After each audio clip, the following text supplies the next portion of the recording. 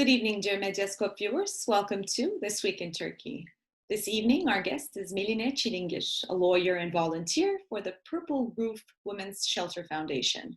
We will be talking about the Istanbul Convention and the recent remarks made by AKP Deputy Numan Kurtulmuş regarding Turkey's possible withdrawal from the convention. Further, this week also, frequent Medyascope contributor, geopolitical analyst, and Russian foreign policy specialist Yörük Işık evaluated this week's developments in Libya and Turkey's overall position within the conflict. But first, let's take a look at the coronavirus-related developments of the week.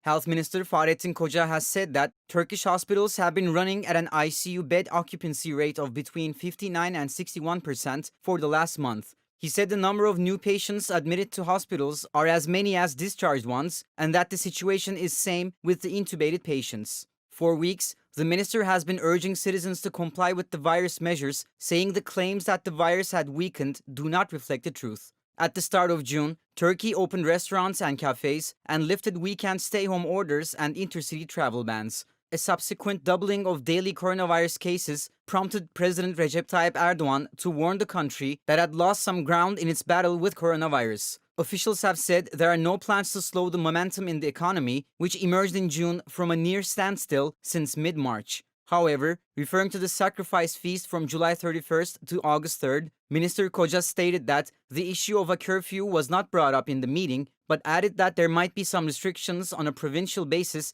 during the feast. Minister Koca has underlined that, in contact tracing works, it is seen that the source of several cases are weddings, which are now allowed on the condition that certain measures such as physical distance is exercised and masks are worn. Koca also said that funerals, condolence visits, and other Islamic memorial services should not lead to new sorrows. In contact tracing works, we, most of the time, come across such events, he stressed. President of the Emergency Medicine Physicians Association of Turkey President, Professor Dr. Başar Cander, gave an interview to Medyascope correspondent Gülçin Karabağ, where he evaluated the current state of the pandemic in Turkey. Dr. Cander said, 40 days have gone by since June 1st, since when we have been undergoing the normalization process. We have mostly returned to our normal lives. In such processes, it is normal to see increases in positive cases. This is the case everywhere. What would be worrisome about this increase is if it became steady. 1,000, 1,500, 2,000, 2,500. If the numbers surge in such a manner, then we would return to the beginning. This hasn't happened. We have been able to keep the positive case numbers under a certain number during normalization. However, when we look at the countries that underwent the process much worse than us, we can see that their positive cases are less during the normalization process. I'm speaking about European countries. Their daily confirmed cases are lower than ours. This shows us we are unable to manage the normalization process properly. We have to take better measures. This doesn't mean we have to return to the period of quarantine. We have to learn to live with the precautionary measures. We see in the news scenes that there are 20 to 30 people in a minibus, or there are military service send-offs, or condolence visits, weddings, etc. These types of events, this lifestyle needs to be abandoned at this time. Since we haven't given up on these habits, the confirmed cases stay at 1,000 and above. But we can also see that the process can be managed with 1,000 cases. Instead of taking confinement measures again, we are choosing to manage the process with 1,000 cases a day. This is not the goal, so we need more conscious citizens. Perhaps 1,000 confirmed cases a day does not mean anything, but their reflection in terms of emergency care patients and deaths are important and a problem. When asked if the responsibility was individual or more institutional and structural, Professor Cander responded, "We can divide citizens into two groups. Citizens who are conscious, those who want to continue their lives by following the rules. These citizens are well-intentioned, they are educated. They want to follow social rules and they should be able to live their lives normally under the new rules. First of all, we have to allow for the conditions for the conscious citizens to live their lives. Problems come from people who do not follow the rules of wearing a mask and social distancing. Control mechanisms need to work more seriously. There are two kinds of control mechanisms. One is the strict rules and punishments given by the state. These need to be working. The second one is social reaction. We cannot show individual reaction. Otherwise, we will be attacked. We have seen this in the news. If you tell someone to wear their mask properly, they tell you it is none of your business. We even live this in the hospitals. We tell patient relatives to wear their masks in the proper manner, they object. So how do we Soru şu move bilmek forward in these zorundayım. terms of Net adopting a duyabiliyorum. collective consciousness? If Ama someone lights up a işi bitmek cigarette için on the başka plane, alternatifim yok. Ya imagine the geç collective kalacağım ya da reaction. In kalabalık bir that sense, metroya the bineceğim. person who O smokes zaman cannot ben fight bilinçli this bir reaction vatandaş and will olduğum need to act halde properly. The same mesafeyi reaction should be koruyamayacağım. given to those not Şimdi wearing bilinçli masks. mesela başka Secondly, the örnekler state needs to verelim. punish those who Mesela do not follow rules. biz This needs to work bilinçli bir systematically. vatandaş Another olarak suggestion is that if there are Belfast people who yaşıyoruz. follow the rules Asansöre and others who biniyorsunuz. don't, then Asansörde those who masa follow the rules değilsiniz. can be rewarded Birdenbire as a kind of incentive asansöre given by the 4-5 kişi state. daha The Parliament's Justice Commission passed a controversial bill early on July 6th that would allow the decentralization of bar associations amid intense criticism. Last night, 12 articles of the proposed bill were passed in the Parliament. The bill aims to decentralize the bar associations by permitting the establishment of alternative associations in Istanbul, Ankara, and Izmir, which represent nearly half of all lawyers in the country. The bill also seeks to change the election system of the executive board of the Turkey Bar Associations in a way to break the power of three biggest associations so that provincial organizations would have more of a say in the lawyers' agenda. The bill has been widely criticized and protested by lawyers who say that it would divide lawyers among political lines. The bar associations on June 19 launched a defense march to the capital Ankara to protest the government's proposed changes. They were prevented from entering Ankara by police and were allowed to do so after 27 hours. They were then prevented from holding rallies and marches in Ankara before the commission began discussing the bill, as the governor's office cited coronavirus measures. The barheads launched a sit-in near parliament to protest the move, with opposition lawmakers visiting them frequently to voice support. The bars are expected to continue their protests in their own provinces. 4 people have been sentenced to prison on charges of membership to an illegal organization and aiding an illegal organization over a meeting that took place on Istanbul's Büyükada Island.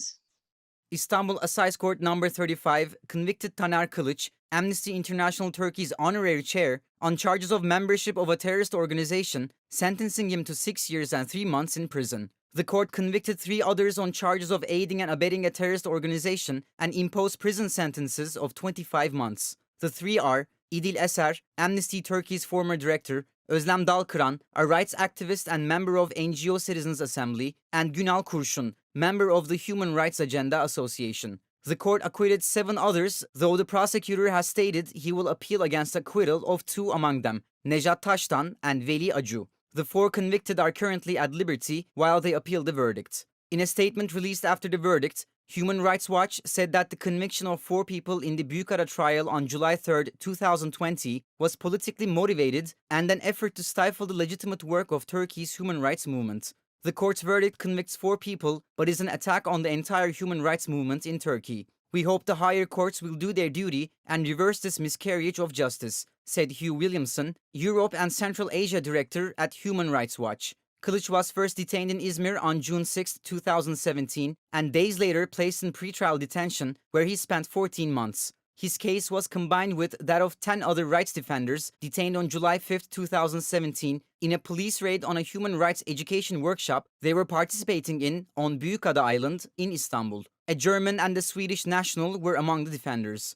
The indictment against Kılıç alleged that he used the encrypted communications application Bylock on his phone. The app is alleged to have been used by supporters of the Fethullah Gülen movement, which Turkey deems a terrorist organization responsible for the July 2016 coup attempt. Several expert reports during the trial demonstrated that Kılıç had never had or used the app. In the case against the 10 defendants detained on Büyükada, the indictment cited ephemera gathered from their laptops and phones, none of it amounting to evidence of criminal wrongdoing. 2 academics who signed the peace declaration, "We will not be party to this crime," in 2016, have been acquitted of charges after a retrial following the Constitutional Court's violation of rights decision. The hearing of Professor Şebnem Korur Financı and Professor Gençay Gürsoy was held at Istanbul Courthouse 37th Heavy Penal Court. The court ruled for acquittal for Korur Financı and Gürsoy.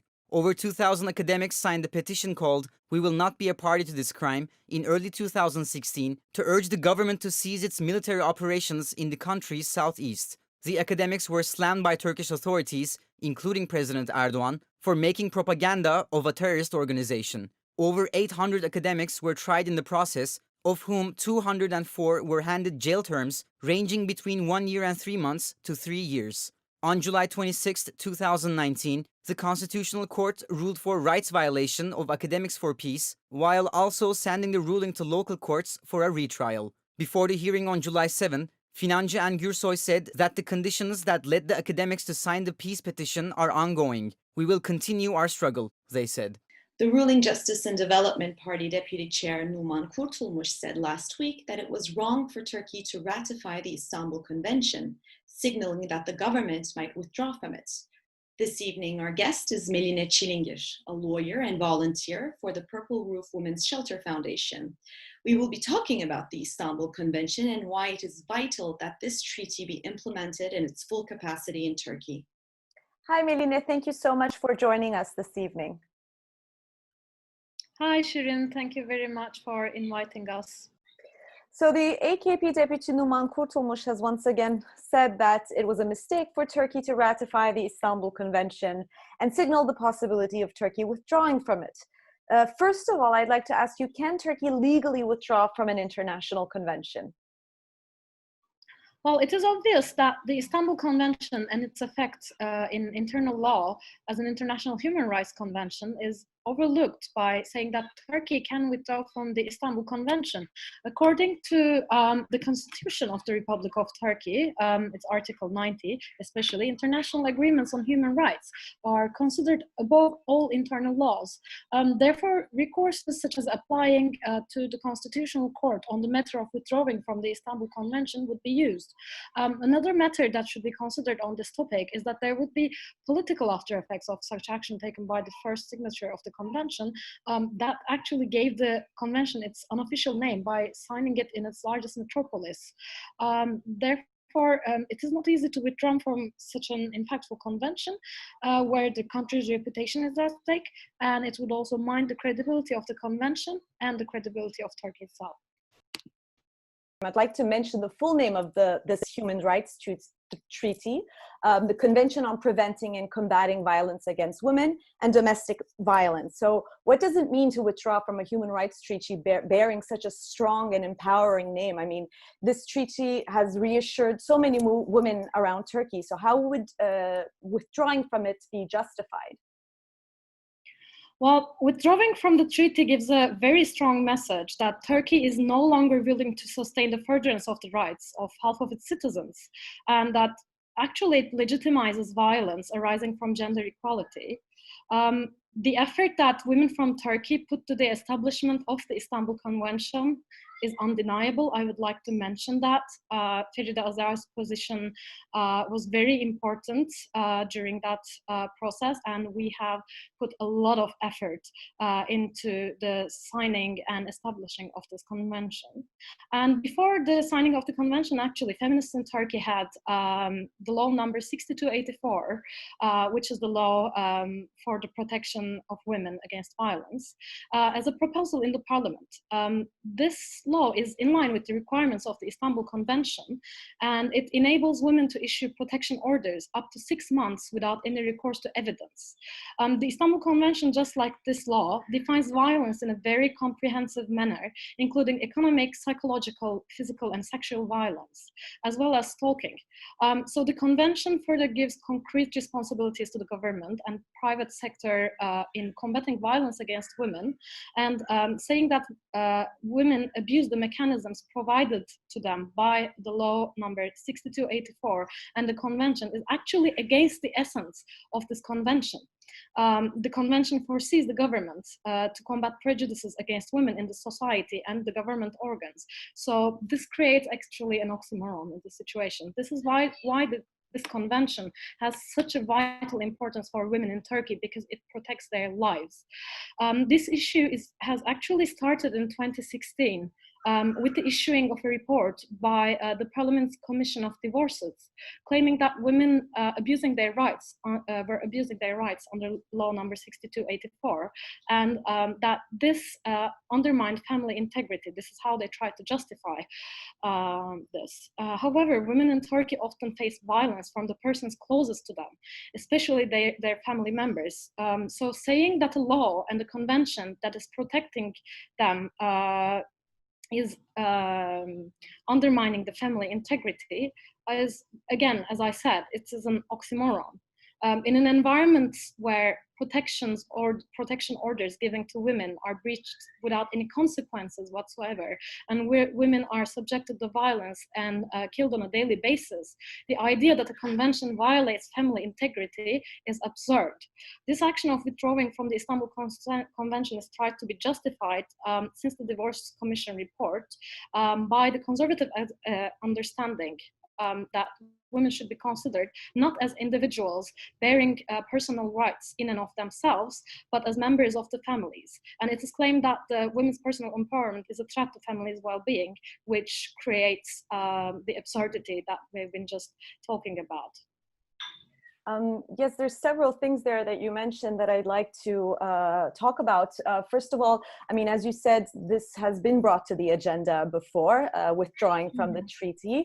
Usually the government likes to do this in times, particularly when the state of affairs are very hectic. For example, at the moment, there are, issues with the economy, there are, problems with the management of the pandemic, or this bill regarding the multiple bar association. So again, they've brought this to the agenda. And I mean, I'd like to ask you why, first of all, why at this particular time, also keeping in mind things such as when, the treaty was first signed, we saw the effects on femicides where the numbers fell sharply. So at the moment, especially with, this rising awareness in Turkey, in academia, in the film and television business, where women are, calling out, perpetrators of violence and of harassment.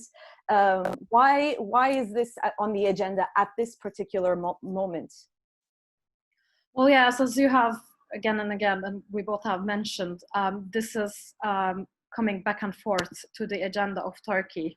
The threat to denounce the convention is serious enough, in my opinion, whether or not the government is decisive to withdraw from it.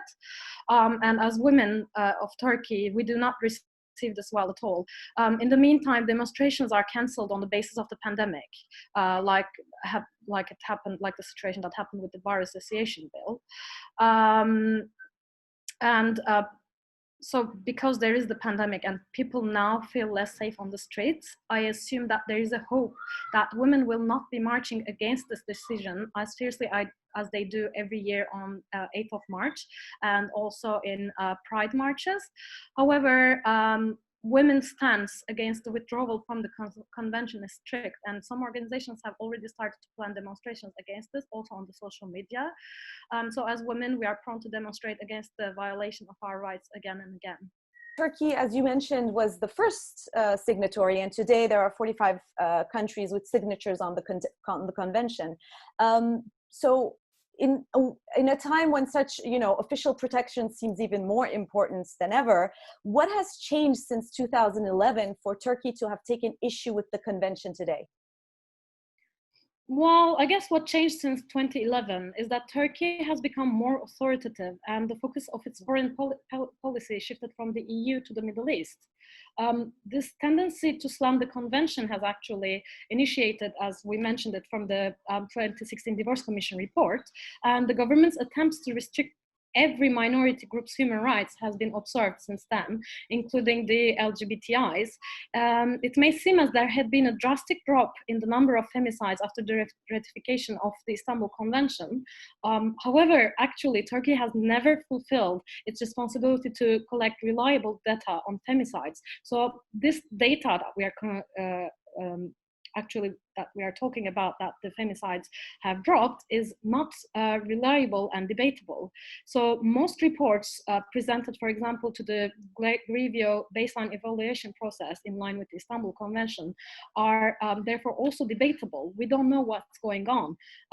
It is only with the feminist organizations' help, where they have collected data from the news articles that they could find, that we have an idea about how many femicides have been realized in Turkey and how many women go through violence. Most violence cases also are not recorded as violence cases in the state collected data and are not publicly shared under the excuse of not causing outrage. And Turkey still has not fulfilled these responsibilities, such as installing a hotline for survivors of violence that gives service on a 24/7 basis, including legal support, psychological support, social support, that has been actually also mentioned in the Istanbul Convention, and rape crisis centers and centers for referral after sexual violence. So it should, I think, consider seriously to take responsibility and fulfill its responsibilities under the convention. Yes, and I think especially these measures nowadays feel more than necessary, especially with the rise in numbers of violence, domestic violence during the pandemic, where women, do not have an option to leave the house, by obligation, and they're in the same space with their perpetrators. So these measures are even more importantly pronounced at a time like this. Yes, actually, Morchata has issued monitoring reports during the COVID-19 process and the pandemic and the lockdown process. And what we have found out is actually, there was violence before the pandemic. We should note that, but the pandemic and the lockdown has enhanced that because nobody could go out of the houses. And as we know, it is always the family members, the closest to women, who make them suffer from violence. And so women have even harder times to access their rights. For example, in order to be able to be admitted to a shelter after violence, they have been told that they need to provide health reports and battery reports, which actually means that it is not only against the law number 6284, which doesn't require any evidence in order to be admitted to shelters and to make use of your rights when you're a survivor of violence, but we have also seen that they have been now asking for health reports that basically shows whether women have been battered or not. However, the Istanbul Convention and the law number 6284 mentions that there should be no evidence, and it also covers other bases of violence, such as economic violence and sexual violence and stalking, including sexual and physical violence. However, these are not the only types of violence. Therefore, shelters asking women to provide them with battery reports actually mean that the violence should reach such a level that they should first be battered and then accepted to the shelter. So it basically means that go back home, be killed by your husband, or go through more intense physical and sexual violence from him, and then come back to the shelter. This is the only time when we will accept you. Again, police officers have turned down many applicants by saying that there is now the pandemic, so they wouldn't want to be in touch with them. They, as always, try to convince survivors of violence to go back home, to make it up with their partners or whomever family members that they have been suffering violence from, their fathers, their brothers. They try to convince them, as always. Just the pandemic has become another excuse for them to reject survivors of violence. And it is also known and mentioned in the Grevio report that actually, even before the pandemic, the application of 60% of survivors of violence haven't been recorded, and 80% of sexual assaults are turned down. Yes, that's why it's more important than ever to spread the social awareness and internalize these notions that, violence against women is not normal and it's not okay. And that, again, it has nothing to do with family values. And it's interesting, you also mentioned it earlier, that there's this kind of, more conservative and Islamist circles in Turkey, which have taken issue with this convention because they feel like it's damaging family values or challenging conservative understanding of gender identities. Why are preventing violence against women and family values being conflated here with when the distinction is very clear, actually, and especially in the conventions, there are four main chapters: prevention, protection, prosecution, and comprehensive policies. So the convention puts forward what needs to be done quite clearly, one by one. So is it being used to gain some political advantage, or will they bow down to such pressures coming from these circles? So yes, actually, as you have mentioned, the distinction between family integrity and women's rights can be very clearly made. However, realizing the necessities that the Istanbul Convention brings requires responsibility. And in order to take responsibility, Turkey needs to first accept that discrimination on the basis of gender and violence against women exists in Turkey. It also needs to collect transparent and accessible data on the matter, define clear points of action, and allocate budget to overcome it. But instead of that, overlooking the problem, I guess, and claiming that empowering women will result in the erosion of family values is more cost-effective and result-effective for a conservative government. It also enables the consolidation of their conservative voter base, I assume, or this is probably their perspective on this, that is highly sensitive on traditional values. Instead of discussing the withdrawal from the Istanbul Convention, actually, we should be discussing about the government's lack of response and failure of taking responsibility. The government should not withdraw from the convention, but comply with its requirements. Yes, and as you mentioned, they haven't been responsible, and some have mentioned that the convention itself was a ghost convention because the articles and what needed to be done were not, as you said, data collection or allocating budgets for certain, shelters and other programs haven't been done. So as it has been labeled as such. So what further measures would you suggest be taken in order to spread let's say, a social awareness and internalize the notion that violence against women is not normal and has nothing to do with the idea of or their ideal of family values? Well, actually, again, the answer lies in the Istanbul Convention. As you have mentioned, in the 4 Ps, as we call it, of the Istanbul Convention, the approach of prevention, protection, investigation and prosecution, and comprehensive policies. A more holistic approach to violence against women should be taken, including, for example, gender mainstreaming in schools, primary schools, and government offices, training of police officers, prosecutors, and judges, and internalizing the gender issues that we face in Turkey. The codification of laws is never enough. So right now, the laws in Turkey are actually very much supporting women's rights, as we talk about it, and they're actually in line, if not all of them are put to life. Most of them are compliant with the Istanbul Convention. So as we see, codification is never enough. This must be supported with substantial social changes and changes that touch the lives of women. We should target this, in my opinion. Meline, thank you so much for making the time and joining us and underlining the importance of this convention and why Turkey absolutely should not withdraw from it. You're very welcome, Shirin. Thank you for inviting me. Ali Babacan, the founder and chair of the Democracy and Progress Party, answered both Medyascope editor-in-chief Rushan Çakır's and Medyascope viewers' question in an exclusive broadcast on July 7th. The interview came following the opening of Deva Party's first central office in Ankara.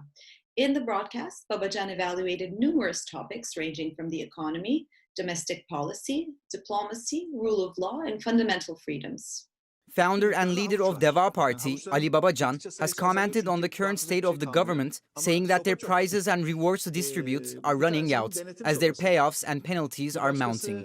The government still holds the reins in their hands for regulation, but the prizes and rewards are running out. There is nothing left to distribute anymore, but their control remains. One of these mechanisms is for censorship. Another one is about cutting off credit channels. Unfortunately, this is all reality, and the people who get affected the most cannot speak out. The ones who speak out are targeted by the government, and they are made an example and punished to serve the rest as a warning and a lesson. Babacan further stated that he does not find the data displayed by the Turkish Statistical Institute accurate anymore. The most recent inflation rate the TÜİK has displayed is around 12%. We used to wait for the third of each month impatiently for when TÜİK would announce the inflation rate. Now I almost never check. Why? Because there's an inflation rate that TÜİK announces, and then there's an inflation rate that the market sees and lives in reality. Ruşen Çakır posed Babacan a question regarding what happened during the corruption scandal in December 2013, where audio recordings were leaked online, revealing bribery, corruption, and gold smuggling, leading to the removal of 4 ministers from office. Babacan said that what happened during those times was a small coup attempt, and that a re-evaluation of the files dating back to 2013 would be beneficial. What happened then was a group of people that took complete hold of the judiciary and the police force, also had collected and kept on hold specific documents until 3 months before the local elections. We can call this a small coup attempt that is aimed to overthrow the then existing government, commented Babacan. Frequent Medyascope contributor, geopolitical analyst, and Russian foreign policy specialist Yörük Işık evaluated the recent developments in Libya for us. Globalized civil war in Libya continues despite the summer months. This week, several important events happen again. The week started with an attack on the recently captured, strategically very important Al-Watiya base in western Libya, only 27 kilometers away from the Tunisian border. The base is strategically located to control the routes to Fizan and to the central Libya. The attack was done by unknown forces, and everyone has a different idea about it. My own is that the attack was contracted by UAE and likely originated from the Egyptian side of the Egypt-Libya border. The bases there that Egypt has been a key strategically important transport hubs for the UAE forces to carry weapons and other logistical supplies, and occasionally position certain fighter aircrafts. The other important event of the week was the visit of Defense Minister Akar to Tripoli. This visit was important and full of colorful symbolism, while Akar gave an interview to BBC's Orla Guerin in front of a captured Russian helicopter. Turkish involvement in Libya is not just military, as the visit from the Akar is full of other small details, like the 192 Libyan military cadets are getting trained in Turkey, and also Turkish forces are cleaning the mines left in Taruna and the southern districts of Tripolitania by LNA and Wagner. The mine situation is it's a terrible situation, and it's already killed several dozens people and injured hundreds. This mine issue left there beyond by LNA and Wagner probably eventually will make its way to French press also, and it is devastating, and it will require an honest look about who's supporting who on what ground for what purposes. But the Turkish involvement there, both to improve the security situation in Tripolitania and this more institutional educating Libyan soldiers, shows that Turkey's involvement it's for the long term in Western Libya. The other big event of the week was the Russian Foreign Minister Lavrov's announcement that Turkey and Russia are working very hard on a ceasefire. This is a very important event. It's coming directly from Lavrov. Then the situation is probably reached to a certain maturity. Turkey has pretty maximalist demands with GNA about controlling of Sirte and the entire oil crescent. And this week we saw the Wagner troops preventing in the National Oil Corporation of Libya facilities, preventing oil production, preventing even maintenance, which is extremely damaging for these facilities, and it will cause major delays, and it will really increase the cost of operating them, in the future because they need, even if they're not working, these facilities need maintenance.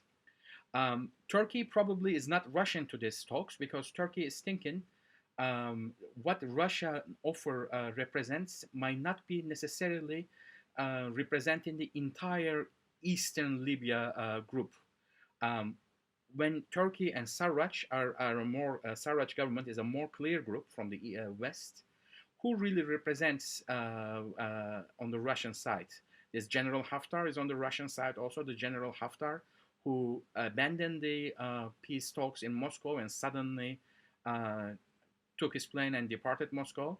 And or is it just Russia and with the HOR head of HOR, the Tobruk-based HOR, Agile Saleh.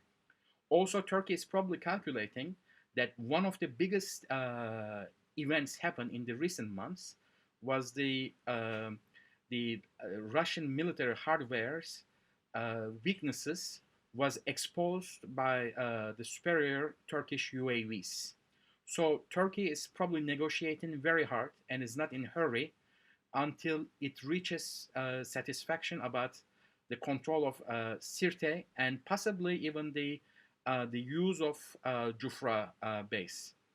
If these peace talks don't conclude in any time soon, we can expect that Turkey and JNA forces make move on Sirte and possibly even on Al Jufra. Turkish air bridge over Mediterranean continues, and so far over 28 planes carried material to Libya. And next week, Turkey declared NAVTEX and naval exercises to be conducted in central Mediterranean in 3 areas between Crete and the coastal Libya. So the Libya crisis will continue with all its drama, and yet no side is in any winning position yet. So it is very important what's going to happen in the near term in Sirte and who's going to control Sirte, because the control of Sirte will give us a sign about the control of oil production, which remains the key about restarting the Libyan economy and restarting some kind of income for Libyan nationals.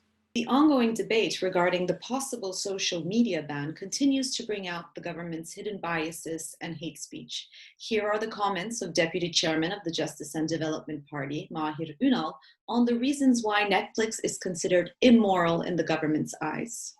Mahir Ünal, the deputy chairman of Justice and Development Party, stated in Cüneyt Özdemir's live YouTube broadcast on July 6th that the Turkish Netflix series Love 101 had been imposed censorship by the government for initially planning to feature a queer character. In accordance, the screenplay had to be changed before the series debuted.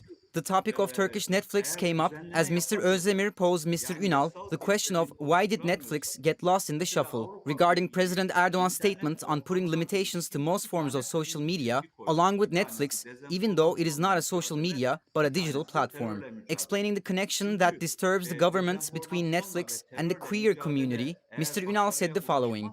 Netflix wanted to produce a Turkish TV show, and the screenplay was written. The show was about the story of a queer individual named Osman, and Netflix proposed to produce this show with a gay character through a local production company. Some might think this is normal, but for instance in Germany, in France, in Netherlands or in the US, queer people live their own private lives. Following this statement, Mr. Ünal reiterated that he is not talking about the issues regarding the queer community, but about the matter being transformed into a political confrontation and advocacy. If Netflix or any other digital platform attempts to turn their domain into an operation apparatus for issues regarding communities, I will not consider this to be in good faith. Following Mr. Ünal's comments, one of the leading actors of the TV show, Kubilay Aka, responded through his social media accounts. The actor tweeted on June 7 that, "We are in 2020, and on one hand, people are being sexist, on the other hand, they are fabricated news about the screenplay. My dear elderly, every single day, women and animals are being raped and are exposed to violence in this country. Which of the two suits you more? Please show some sympathy. Prior to Mr. Ünal's such statements, there has been ongoing and increasing critical commentary in Turkey regarding the queer community. Ali Erbaş, the head of Turkey's Directorate of Religious Affairs, has made inflammatory comments in late April, stating that according to Islam, homosexual relationships are evil and that people of the queer community are in some way responsible for the spread of the virus. What exacerbated this statement was President Erdogan's support to Mr. Erbaş's hateful speech, as he said Erbaş's anti-LGBTQI+ message was completely right. The state-run Anadolu Agency published a report entitled Hasankeyf awaits for its guests with its new face. The report has received criticism as the new face of the ancient city was unrecognizable, with the New York Times commenting that the ancient city was lost to progress. According to the report, the relocation of the historical artifacts in Hasankeyf, where the first human traces date back 300,000 years and the first settlement to 12,000 years, has been completed. However, it was the last image of Hasankeyf that received the most reaction. The Ilısu Dam and the hydroelectric power plant, which flooded Hasankeyf, were incorporated into investment program in 1997 as part of the massive Southeastern Anatolia project irrigation plan that was begun in the 1980s. The dam's foundation was laid in 2006 and it became operational in 2018. Historical monuments such as Zeynel Bey Tomb, Artukid's Bath, Süleyman Han Mosque Minare, Hasankeyf Castle's Middle Gate, Imam Abdullah Tomb and Lodge, Baldakent Tomb Erizik, and Koç mosques have been moved to the cultural park in New Hasankeyf. In this extensive report on Hasankeyf, the New York Times reported that those who visited the ancient city were amazed, but this district fell victim to one of the government's mega projects. According to the New York Times, archaeologists from all over the world are in anger and disappointment over what has happened to the ancient city. Regarding the tragedy of Hasankeyf, archaeologist Nevin Soyukaya commented to Medyascope news anchor Burak Tatari. It is not only the ancient city of Hasankeyf that the dam has destroyed. Hasankeyf is an important ancient city, yes, but we have lost the whole of the Dicle Tigris Valley. We have lost the hundreds of cultures which were harbored in the valley. We actually do not know what we have lost as we haven't excavated enough in the region. Before being able to designate the archaeological stations of the area, we have lost them. We have lost a part of our collective memory, a memory to transfer to future generations. It is not only a cultural and archaeological heritage that has been lost, but an ecosystem has been destroyed as well. The Tigris River, which has been flowing for millions of years, has turned into a lake. The dams coming one after the other have created a series of lakes, and the ecosystem it conserved has died along with many species, fauna and flora. The unfortunate report of the Anadolu Agency has shown us that Hasankeyf now is a concrete jungle. The housing looks like it has been rapidly done, like post-earthquake housing, ugly and unqualified. Are these the structures we have gained? Is this the new face of Hasankeyf? These reports, which are done in order to glorify these projects, cause even more pain and create a rightful protest. We have seen as a result of this report that those who came against this project were once again correct. That's all from This Week in Turkey. See you next Friday at 9 p.m. Good night.